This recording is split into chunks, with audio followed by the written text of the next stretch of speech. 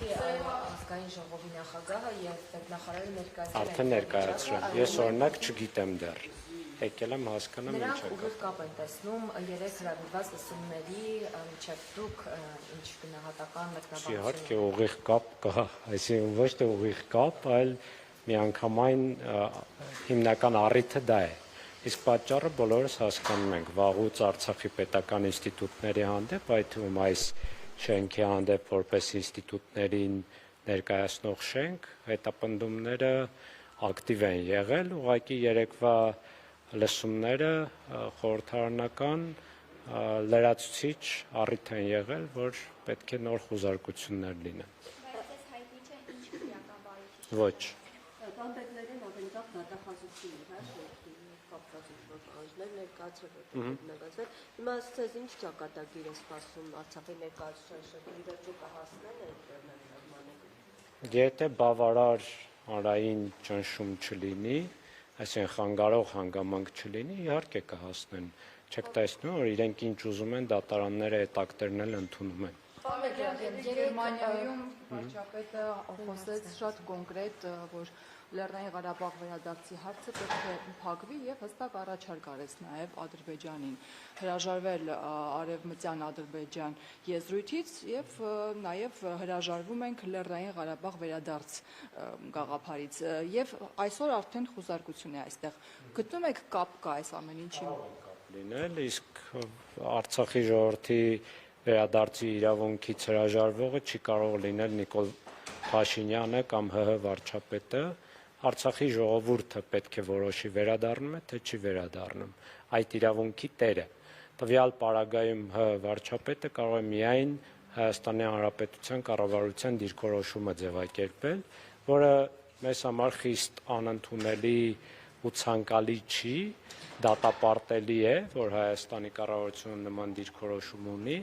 ընդ որում իրավունքները վաճառքի է հանում եւ երկրորդը հավասարության նշան է դնում Արցախի ժողովրդի վերադարձի ու ադրբեջանցիների ճակերտավոր վերադարձի միջև, որտեղ որևէ եզր չկա, այսպես ասեմ, ոչ պատճառների մասով, թե ով ինչպես է լքել իր տունը, ոչ փոխհատուցումների, ոչ ժամկետների, ոչ ծավալների եւ ոչ իրավական հիմքերի առումով։ Քիչ թե շատ կարող է քննարկելի լինել, համադրելի լինել ադրբեջանահայության վերադարձը եւ Հայաստանում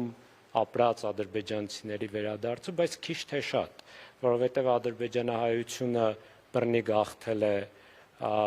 ցեղասպանական քաղաքականության հետևանքով, Հայաստանի ադրբեջանցիները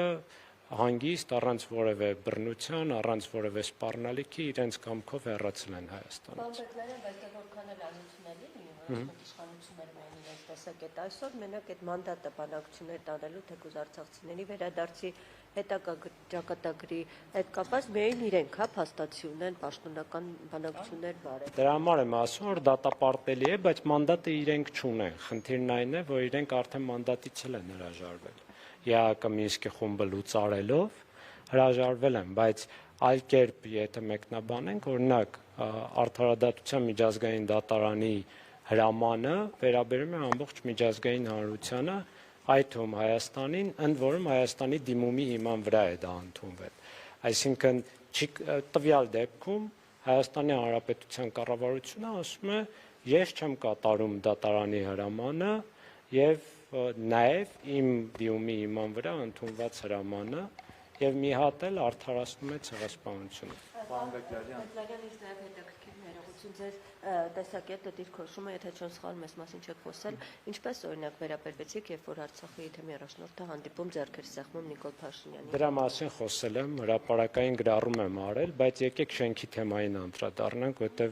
հիմա դրա համար ենք այստեղ հավաքվել։ Ամեն դեպքում երեկվա հայտարարությանը, արդյոք ադրբեջանական կողմը սա կընդունի գիտություն եւ եթե ընդունի ինչ տեղի կունենա։ Իրենց հարցրեք, այսինքն միգուցե նաեւ պայմանավորվածության արդյունք է, որ վաղ թե ուշ պետք է այս շենքի հարցն էլ լուծվի, չեմ կարող ասել, բայց միգուցե նաեւ ի գիտություն չեն ընդունում, այլ ողջունում են։ Սովորաբար նման խոզարկություններին հաջորդում են ձերբակալումներ, կալանավորումներ, չեք կարծում այս պարագայում կլինի եւ մասնավորապես Արցախի նախագահի Կարող է լինել։ Այսինքն վաղուց քաշքշում են, տարբեր քրեական գործերով, տարբեր կարգավիճակներ են տալիս Արցախի պետական պաշտոնյաներին, այդ թվում հիշում եք Դավիթ Գալստյանին տևական ժամանակ անհիմն ապօրինի կերպով ձերբակալեցին, հետո կալանավորեցին եւ այլն։ Այսինքն միանշանակորեն հավանականությունը բարձր է։ Պարոն Մեգլարյան, իսկ այս ճնշումները կազդեն կամ ինչպես կազդեն Արցախ հավաքական վերադարձի ձեր դիրքորոշման հետ, նկատի ունեմ նաեւ Արցախի պաշտոնյաների։ Ես պաշտոնյա չեմ, ես ուղղակի հանրային հասարակական գործիչ եմ, իրավապաշտպան, իմ դիրքորոշման վրա չի կարող որևէ կերպ ազդել որևէ հանգամանք, ես ուզում եմ վերադառնալ ու ես տեսնում եմ, որ իմ բազմաթիվ հայրենակիցներ ցանկանում են վերադառնալ, բայց դրա համար պետք է պայմաններ ստեղծվեն, իսկ պայմաններ ստեղծելու համար պետք է Հայաստանի Հանրապետությունը պաշտոնապես միջազգային հանրությունում այս հարցը բարձրացնի, այդ թվում Ադրբեջանի հետ բանակցություններում։ Պարոն Մեգլարյան, բայց Նիկոլ Փաշինյանը նշում է, որ այդ հարցի վերաբացումը իր գնահատմամբ վերաբացումը, որտեղ իր համար դա փակ է, վերաբացումը հղի են նոր պատերազմով, նոր զոհերով, նոր զրկանքներով։ Ինչու՞։ Դե հավանաբար մտածում եմ, որ միայն պատերազմի միջոցով է հնարավոր վերադարձը։ Ինչու՞։ Դե իրեն հարցրեք։ Ասում է, որ խոսում է վերադարձի մասին Արցախի վերադարձները իրենք կողմ են պատերազմի, Դե ինքը շատ սխալ հերթական մանիպուլյացիան է անում, ոչ մենք կողմ ենք արդարությանը եւ իրավունքների պաշտպանությանը։ Ուզում եմ հասկանալ Նիկոլ Փաշինյանը երբ ստորագրում էր միջազգային դատարաններին ուղղվող հայցերի տակ կամ իր կողմից լիազորվում էր այդ հայցերը, ինքը չէր մտածում դրա մասին։ Ինքն է համաձայնությունը տվել, որ դատարանի նման հայց ներկայացնեն մեր տեղահանումից հետո 23 թվականի հոկտեմբերին։ Ուզում եմ հասկանալ կամ միջազգային պարտավորություններ ստանձնելիս, օրինակ փախստականների մասին կոնվենցիան, երբ Հայաստանի Հանրապետությունը վավերացրել է ու սահմանադրությամբ է պարտավորություններ է ստանձնել իրավունքների հետ կապված։ Այդ կոնվենցիայում հստակ գրած է, որ փախստականները վերադառնալու իրավունք ունեն եւ հյուրընկալ պետությունը պարտավոր է առավելագույնը կատարել նրանց վերադարձի համար։ Մենք չենք ասում պատերազմեք, մենք ասում ենք քաղաքական օրակարգ բեր այդ հարցը եւ միջազգային դատարանի հրամանը կատարելու համար դիմիր միջազգային համապատասխան կառույցներին ու պետություններին եւ ասա, որ այս հրամանը Ադրբեջանը անբարեխիղճ կերպով չի կատարում։ Ուզում եմ հասկանալ, սա արդյոք պատերազմ է, թե չէ։ Այսինքն սա նշանակում է, որ ինքը իրավունքները ոտնահարում է, ինքը իր պարտավորությունները չի կատարում, այդում անձամբ իր ստանձնած պարտավորությունները դատարան դիմելու հիմքով։